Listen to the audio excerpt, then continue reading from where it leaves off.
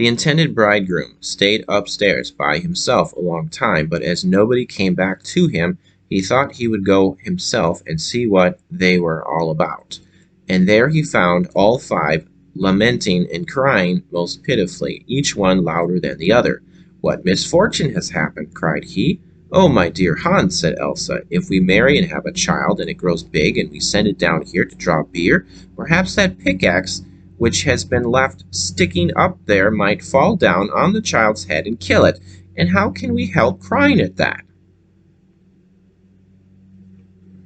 "Now," said Hans, "I cannot think that greater sense than that could be wanted in my household.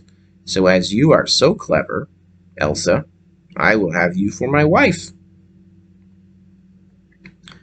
And taking her by the hand, led her upstairs, and they had the wedding at once. A little while after they were married, Hans said to his wife, "I am going out to work. In order to get money, you go into the field and cut the corn, so that we may have bread." "Very well, I will do so, dear Hans," said she.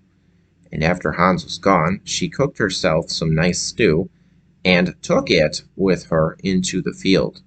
And when she got there, she said to herself, "Now what shall I do? Shall I reap first, or eat first? All right, I will eat first."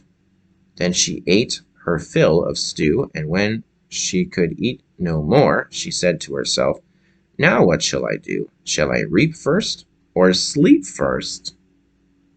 All right, I will sleep first." Then she lay down in the corn and went to sleep. And Hans got home and waited there a long while, and Elsa did not come. So he said to himself, "My clever Elsa is so industrious that she never thinks of coming home and eating."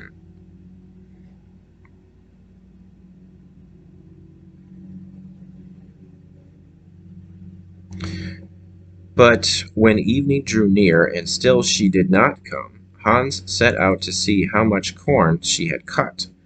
But she had cut no corn at all, but there she was lying in it asleep.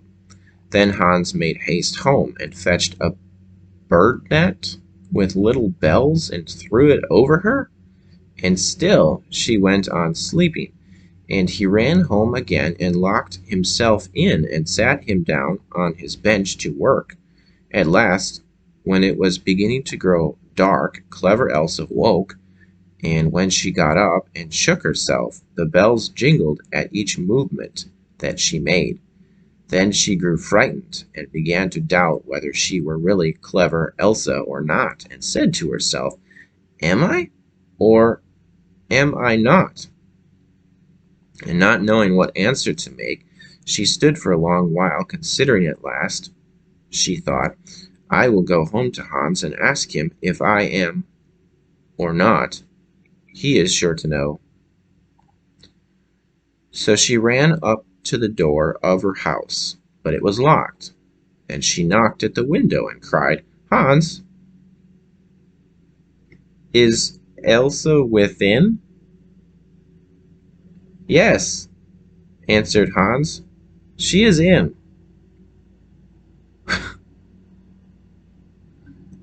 Then she was in a great fright than ever, and crying, "Oh dear, then I am not I?"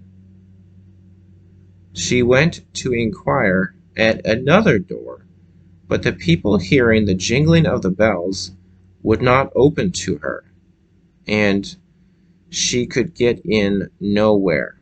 So she ran away beyond the village, and since then no one has seen her.